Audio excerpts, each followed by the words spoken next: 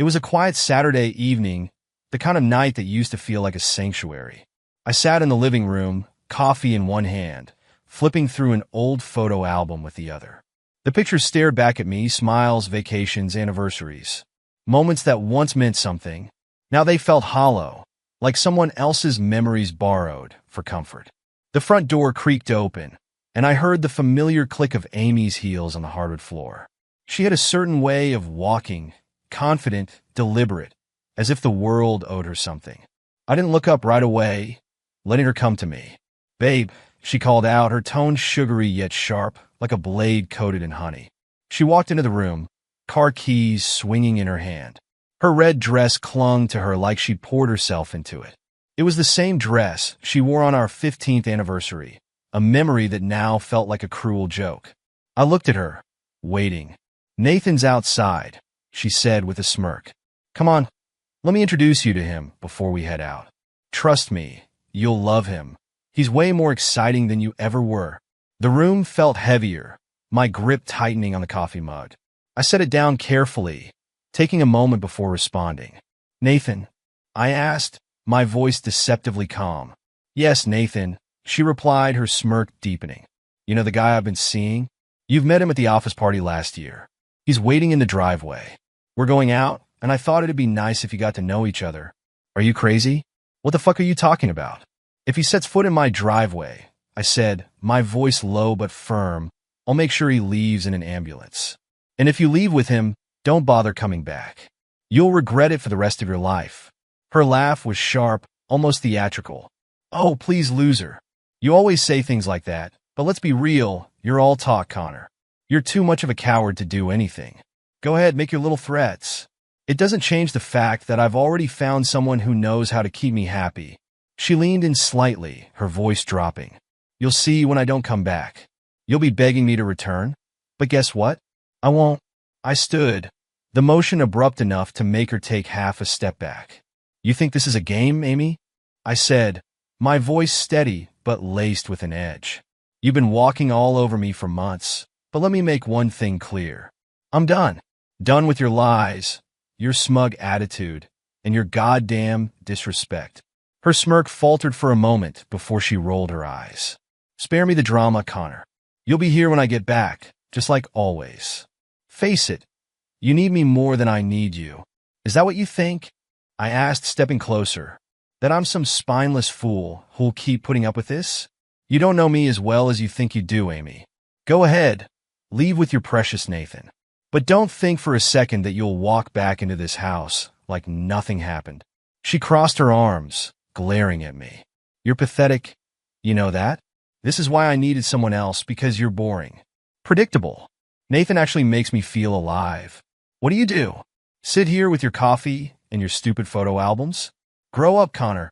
I stared at her for a long moment, the silence stretching between us. Finally, I let out a small laugh, shaking my head. "You're right about one thing, Amy. I am predictable, but not in the way you think." She raised an eyebrow, clearly unimpressed. "What's that supposed to mean?" "It means," I said, stepping back, "that I'm done wasting my breath on someone who doesn't deserve it. Do whatever you want. Just don't come crying to me when it all falls apart." She scoffed, flipping her hair over her shoulder. "Whatever, Connor. Enjoy your little pity party. Nathan's waiting." She turned on her heel and walked toward the door, her steps echoing through the house. I followed her to the threshold, leaning against the frame as she opened the door. Nathan's car idled in the driveway, the engine humming like a taunt. "Nice to meet you, Nathan," I called out, my voice sharp. "Enjoy your night, and make sure you take good care of her. She'll drain you dry if you're not careful." Amy spun around, glaring at me. "Real mature, Connor. You're just bitter because I'm moving on?" "No, Amy," I said, my voice calm again. "I'm just done." She hesitated for a fraction of a second before climbing into the car. Nathan leaned out of the driver's side window, flashing me a cocky grin. "Don't worry, man," he said. "I've got this." I didn't reply. I simply watched as the car backed out of the driveway and disappeared down the street. The silence that followed was deafening. For a moment, I stood there, staring at the empty space where the car had been. Then I turned, shutting the door firmly behind me. I walked back to the living room and picked up the photo album. This time I didn't bother flipping through it. Instead, I closed it, set it aside, and reached for my phone. Her words echoed in my head. "You're too much of a coward to do anything." A smirk tugged at the corner of my mouth as I began making a list. Actions, not words. Amy was about to learn the hard way what I was capable of. The moment Amy left with Nathan, the house felt like a vacuum, devoid of anything meaningful. I stood in the middle of the living room, the silence pressing in. But I wasn't sad. If anything, I felt a strange sense of clarity. There was no point in wallowing. Amy's betrayal wasn't just a knife in the back. It was an opportunity. A push to do what I should have done months ago. I walked to my desk in the corner of the room, opened my laptop, and logged into our joint bank account. The balance stared back at me, $42,315. It wasn't much in the grand scheme of things, but it was enough to make a statement. Without hesitation, I transferred every cent into my personal account. The confirmation pinged on the screen, and I leaned back in the chair, staring at the account balance now reduced to a stark $0. "You wanted excitement, Amy," I muttered to myself. "Let's see how exciting it gets when you can't pay for your little adventures." Next, I reached for my phone and scrolled through my contacts until I found the number for Martin, a real estate agent I'd met at a networking event years ago. I hit dial. "Connor." Martin answered, his voice upbeat. "Long time no talk. What can I do for you?" "I need a house sold." "Fast," I said. "Fast? Like how fast?" "By morning." There was a pause on the other end. "That's unusual. Are you okay? What's going on?" "I'll spare you the details. Just know it's urgent, and I'm willing to price it aggressively to make it happen." "All right," Martin said, his tone shifting to business. "Send me the details, and I'll get to work. If you're serious about pricing it low, I can probably find a cash buyer overnight." "Good," I said. "I'll email you everything in an hour." I hung up and took a deep breath. The house had always been more Amy's dream than mine. She picked it, decorated it, and filled it with things she cared about.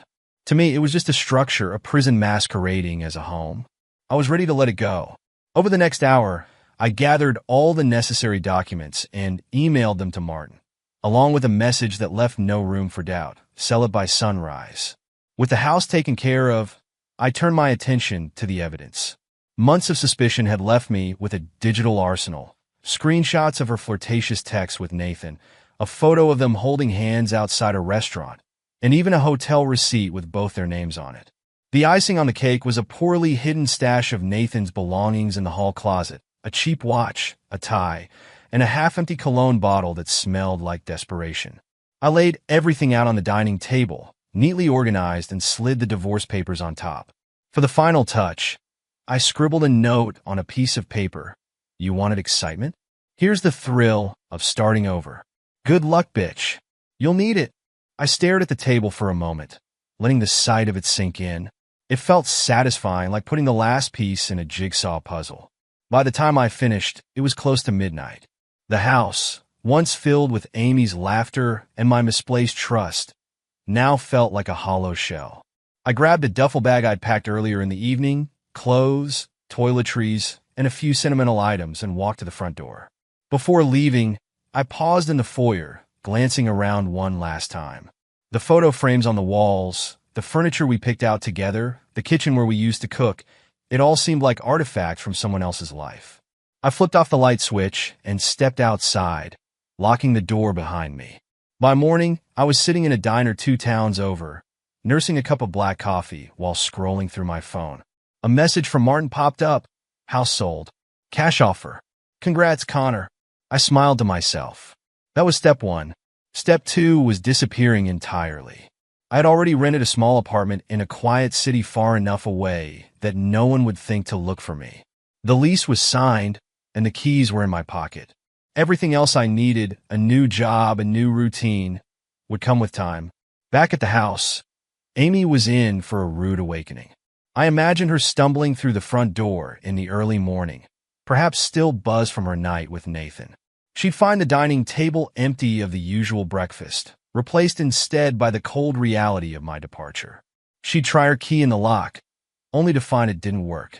The new owners would be arriving soon, and they'd have no idea who she was. Her calls to me would go unanswered. Her texts would deliver, but they'd never get a reply. For all intents and purposes, I was a ghost. As I drove to my new apartment later that day, I felt something I hadn't felt in years: freedom. Amy thought she'd won, that her betrayal would leave me broken and begging. But she underestimated me. The world ahead was wide open, and for the first time in a long time, I was ready to embrace it. Amy, on the other hand, was about to learn the true cost of her excitement. This was only the beginning. Amy's first call came the morning after she found the empty house. I didn't answer. She called again, and then again, each voicemail angrier than the last. By the fourth call, her frustration started to crack, desperation creeping into her voice. "Connor, what the hell is going on? Where are you? Why is the house empty? Pick up the phone."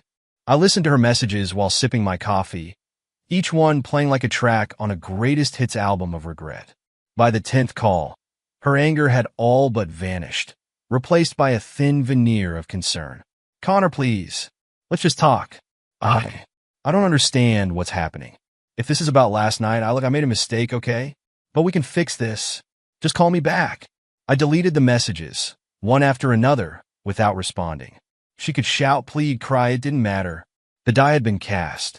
Over the next few days, the calls kept coming, her tone shifting with each attempt. One day, it was fiery indignation. "Pick up the damn phone, you coward. What kind of man just runs away like this?" The next, it was a pathetic whimper. "Connor, I'm sorry. Please just come back. We can fix this. I'll do anything." Her desperation was almost pitiful, but I didn't let it sway me. Amy had made her choice when she walked out the door with Nathan, and now she was living the consequences. I settled into my new life quickly. The town was quiet, the kind of place where neighbors waved but didn't pry. My apartment was modest, a small, one-bedroom unit with just enough space to feel comfortable. The landlord was an older woman named Claire, who greeted me with a warm smile and a plate of cookies when I signed the lease. "You like it here," she said. "Folks keep to themselves, but if you need anything, just holler." "Thanks, Claire," I said, accepting the cookies. "I think this is exactly what I need." The new job was a stark contrast to the corporate grind I'd left behind. I found work at a local hardware store, where the customers were mostly friendly, and the pace was manageable. It wasn't glamorous, but it was honest, and for the first time in years, I didn't feel the weight of constant stress bearing down on me. Meanwhile, Amy's life was unraveling. She put on a brave face when she first called, probably hoping to intimidate or guilt me into responding. But when I didn't budge, reality started to sink in. Nathan, the charming rogue who had swept her off her feet, showed his true colors quickly. With her savings gone, emptied by my transfer, he began to lose interest. He crashed her car one night after a reckless joyride and didn't even bother to apologize. "What the hell, Nathan?" Amy yelled as she stared at the dented bumper. "You were supposed to take care of it, not wreck it." Nathan shrugged, lighting a cigarette. "Relax, babe. It's just a car. A car I paid for. Well, not anymore," he said with a smirk. "You're broke now, remember?" Amy's face turned red, and for a moment, she looked like she might slap him. Instead, she stormed back into the apartment they'd been sharing, slamming the door behind her. That fight was the beginning of the end. Within a week, Nathan had taken off, leaving behind only a pile of dirty laundry and an unpaid rent notice. Homeless and penniless, Amy had no choice but to call in favors. She moved in with her friend Serenity, who wasn't exactly thrilled to have an unexpected roommate. "You can stay for a while," Serenity said, crossing her arms. "But don't think this is permanent. I'm not running a charity here." "Thank you," Amy said, her voice hollow. "I just need a little time to figure things out." Serenity raised an eyebrow. "Figuring things out doesn't mean sitting on my couch all day. You better start looking for a job." Amy nodded, though she had no idea where to start. The glamorous life she thought she'd have with Nathan had disintegrated, leaving her in a state of confusion and regret. Back in my new town, I found myself enjoying the small victories that came with starting over. I made a habit of jogging in the mornings, something I hadn't done in years. There was a park near my apartment with a trail that wound through tall trees, and I often found myself lost in thought as I ran. One morning, As I stretched before a run, a woman jogged past me and offered a polite nod. She was in her early 30s, with dark hair pulled back into a ponytail and a determined expression on her face. I nodded back, not thinking much of it. Over the next few weeks, I saw her on the trail almost every morning. Eventually, we struck up a conversation. "Nice day for a run," she said one morning, slowing her pace to match mine. "Yeah," I replied. "The weather's been perfect lately." She smiled. "I'm Rebecca, by the way." "Connor." From then on, our morning runs became a shared routine. We didn't talk much at first, but over time, the conversations grew more personal. Rebecca was kind, intelligent, and refreshingly straightforward, everything Amy wasn't. Amy's calls dwindled as the days turned into weeks. Occasionally, I'd still get a message, but they were few and far between. One voicemail stood out, though. "Connor," her voice cracked, "I don't know if you'll ever listen to this, but I'm sorry. For everything. I was stupid, and I hurt you, and I hate myself for it. Please just call me back, even if it's just to tell me to go to hell. I need to hear your voice." I didn't delete it right away, but I didn't respond either. Some wounds weren't meant to heal, and some bridges were better left burned. Months later, as I sat on my small balcony, watching the sun dip below the horizon, I felt a sense of peace I hadn't known in years. Amy's betrayal had been a devastating blow, but in the end, it had set me free. Somewhere out there, she was likely still picking up the pieces of her shattered life. Meanwhile, I was building something new, something better. It was an ordinary Tuesday morning when I opened my inbox to check for updates from work and stumbled across her email. The sender's name, Amy J., was like an unexpected jolt, dragging me back to a past I thought I'd buried. The subject line read, "I'm sorry." For a moment, I hovered over it, unsure if I wanted to open it. Part of me thought about deleting it immediately, but curiosity won. I clicked. "Connor, I know I have no right to ask for anything after what I did. I'm so sorry. I was selfish, cruel, and blind. Nathan ruined my life, and I know I deserve it. Please, just let me talk to you. Even if you don't forgive me, I need to say this in person." I reread the email twice, her words dripping with desperation. The mention of Nathan ruining her life felt like poetic justice, but it didn't stir any sympathy. All I could think about was that night, the smirk on her face, the derision in her tone as she walked out of the door without a second thought. I leaned back in my chair, letting out a long breath. It wasn't the first attempt she'd made to contact me. The calls and voicemails had dwindled, but they hadn't stopped entirely. This, however, was the first time she'd reached out via email. Perhaps it was a calculated move, or maybe she'd run out of other ways to get through to me. Whatever her reasons, I wasn't interested. With a cold resolve, I moved the email to the trash and emptied the folder without replying. 2 weeks later, I was leaving work when my phone buzzed with a text from an unknown number. "Connor, it's Amy. I know you hate me, and you have every right to, but I need to see you. Please." I stared at the screen for a moment, debating whether to block the number. But before I could act, another message came through. "I'm in your town. Please, just 5 minutes. I'll wait at the coffee shop near the hardware store.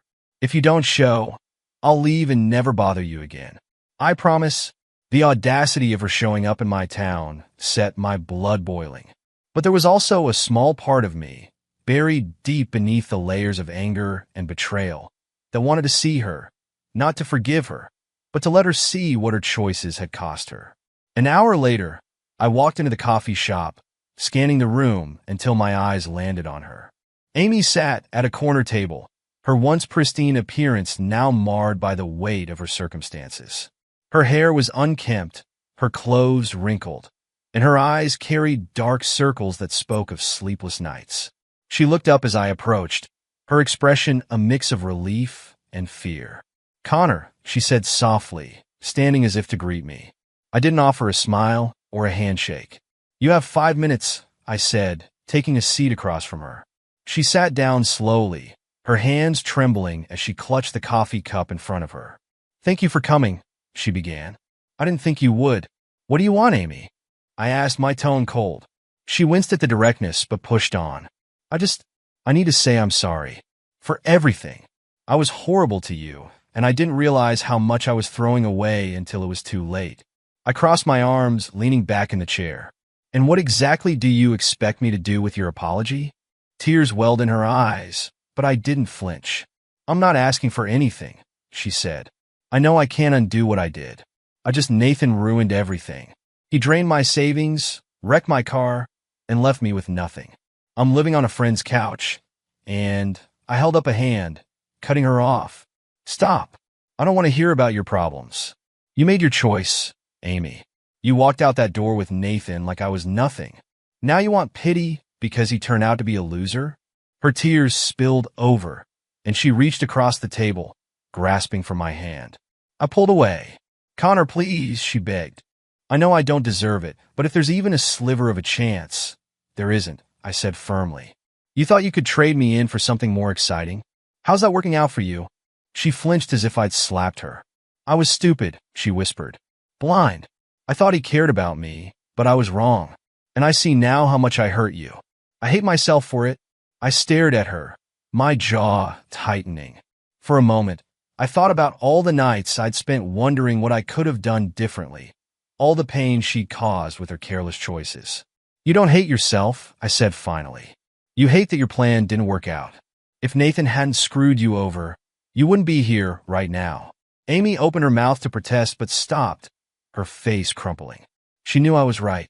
I don't owe you anything, I continued, standing up. You made your bed, Amy. Now lie in it. She grabbed my arm as I turned to leave, her grip weak but desperate. Connor, wait, she cried. Please, just give me a chance to prove I can be better. I'll do whatever it takes. Just don't shut me out completely. I looked down at her hand on my arm, then back into her tear-streaked face. You already shut yourself out, Amy, I said, shaking her off. Goodbye. As I walked out of the coffee shop, I didn't look back. Her sobs followed me out the door, but they didn't weigh me down. For the first time, I felt truly free.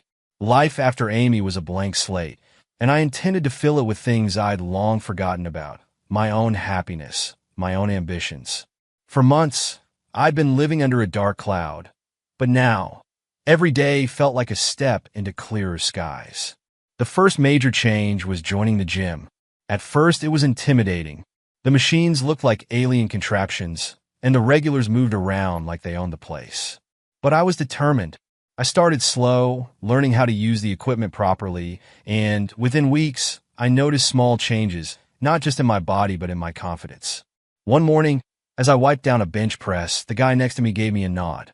You've been putting in work. Keep it up, man. Thanks, I said, feeling a swell of pride. That single comment pushed me to work even harder. Rekindling my love for photography was next. I dusted off the old DSLR camera Amy used to mock me for buying. You'll never use it, she'd said, laughing. You're not a photographer, Connor. She was wrong.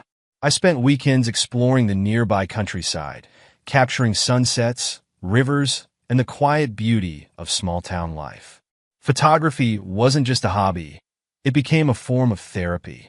Each photo felt like reclaiming a piece of myself Amy had tried to diminish. One afternoon, while photographing a vibrant farmer's market, I spotted a community bulletin board. Among the flyers for guitar lessons and dog walking services, one caught my eye: local community group, looking for new members.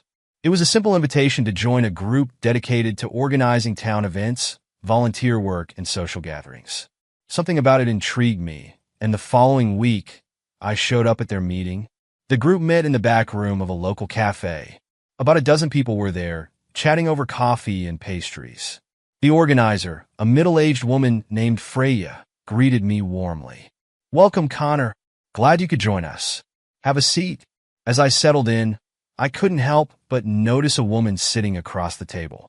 She had dark brown hair tied back in a loose ponytail, bright green eyes, and a warm smile that seemed effortless. When Freya introduced her as Sarah, a longtime member of the group, I felt an unexpected spark of interest. Throughout the meeting, Sarah's humor and intelligence stood out. She had a knack for diffusing tense discussions with a well-placed joke and spoke passionately about a charity event they were planning. After the meeting, I found myself lingering, hoping for an opportunity to talk to her. Hey, she said, walking up to me as I pretended to examine a flyer.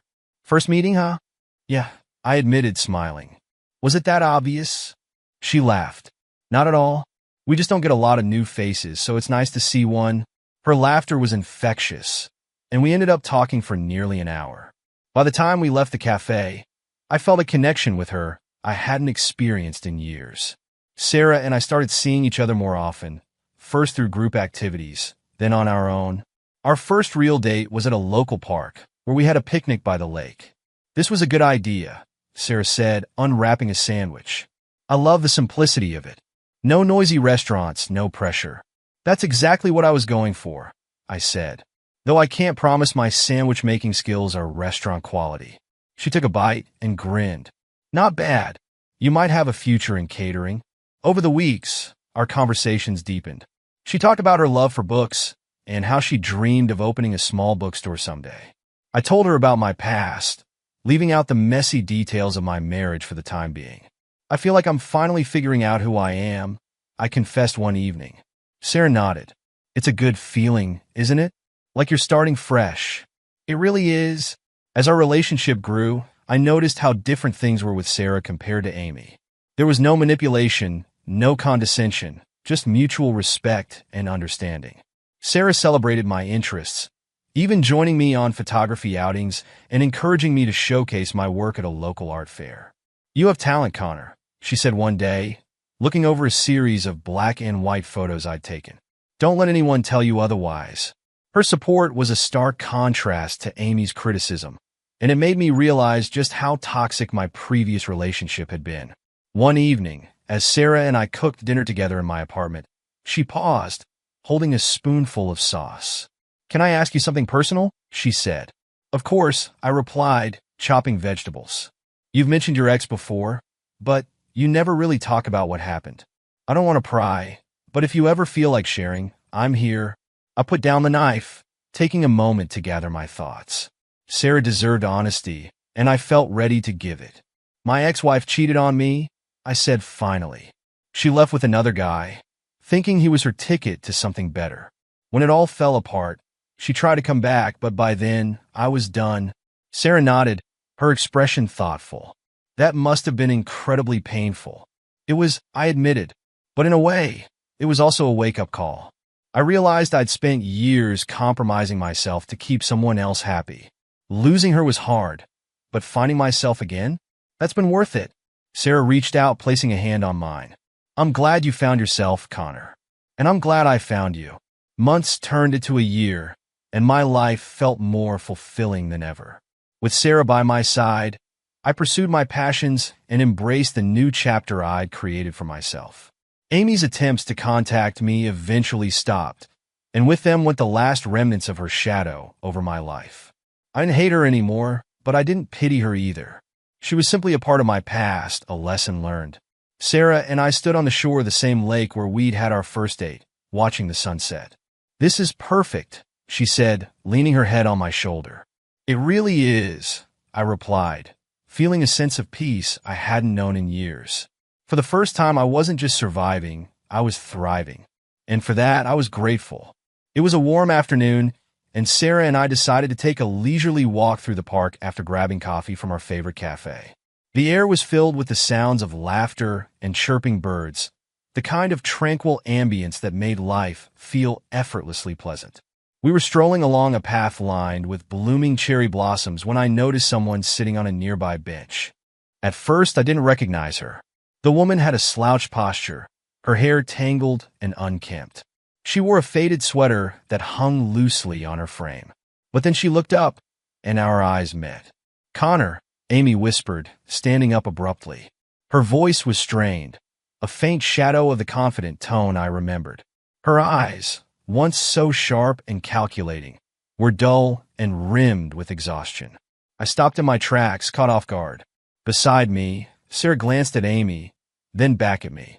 You look good, Amy said hesitantly, her gaze flickering between me and Sarah. I tightened my arm around Sarah and gave Amy a polite, detached smile. Thanks. Life's been kind. Amy's face contorted, a mixture of regret and sadness washing over her. She hesitated before taking a step closer. Connor, can we talk? Please. Just for a moment? Sarah's hand lightly rested on my arm. Do you want to? She asked softly, her voice devoid of judgment. I looked at Amy, studying her. The woman standing before me wasn't the same person who had smugly walked out of my life. She was a shadow of herself, worn down by the choices she had made. No, I said firmly, shaking my head. There's nothing left to say, Amy. You made your choice, and I made mine. Tears welled in her eyes, and she opened her mouth as if to argue, but no words came out. For a moment, she just stood there, staring at me, before her shoulders slumped. I'm sorry, she murmured, barely audible. I gave her a final glance, my voice calm and unwavering. Goodbye, Amy. Sarah and I resumed walking, leaving Amy behind on the path. Her presence faded as quickly as it had appeared, and with every step, I felt lighter. After a few moments of silence, Sarah spoke. So, who was that? Someone I used to know? I replied with a small smile. She seemed like she had a lot on her mind, Sarah said, glancing over her shoulder briefly. She did, I admitted, but it's not my responsibility anymore. Sarah nodded, her hand tightening around mine. You're a good man, Connor. As we continued through the park, I couldn't help but reflect on how far I'd come. Seeing Amy again had been jarring, but it wasn't painful. Instead, it served as a stark reminder of everything I'd gained since she had left. Later that evening, Sarah and I sat on the balcony of my apartment, a glass of wine in each of our hands. The city lights twinkled in the distance, and the air carried the faint scent of jasmine from the potted plant Sarah had insisted on bringing over. You seem so calm today, Sarah said, swirling her wine. I think if I ran into someone who hurt me like that, I wouldn't have been able to handle it so gracefully. I chuckled. It wasn't always this way. A year ago, seeing her would have sent me into a tailspin. But now, she's just a chapter I've closed. Sarah smiled, leaning her head against my shoulder. You're stronger than you give yourself credit for. Over the next few days, I noticed an odd sense of closure settling over me. Running into Amy hadn't reopened old wounds. It had healed them completely. A week later, I received an email from an unfamiliar address. Out of curiosity, I opened it. Subject, thank you, Connor. I don't know if you'll ever read this, but I needed to say it. Thank you for walking away that day. I don't deserve your forgiveness, but seeing you happy made me realize just how much I lost. You were right, our actions have consequences, and I'm living with mine every day. I hope you continue to find happiness. You deserve it. Amy. I stared at the screen for a long moment before deleting the email. No response was needed. Sarah and I decided to take a weekend trip to the countryside shortly after. It was the kind of getaway that reminded me how much joy life could offer. As we hiked up a scenic trail, Sarah turned to me, her cheeks flushed from the exertion. Do you ever think about what would have happened if you hadn't moved here? She asked. Sometimes, I admitted, but then I remind myself that everything, good and bad, led me to this moment. To you. Sarah smiled, her eyes shining. Well, I'm glad you ended up here. Me too, I said, pulling her close. As we stood at the summit, looking out over a sprawling valley bathed in golden sunlight, I felt an overwhelming sense of peace. My past no longer defined me. My future was mine to shape, and for the first time in years, it felt limitless. Amy and Nathan had been their own undoing, but I had risen from the ashes. And with Sarah by my side, I was finally living the life I'd always deserved.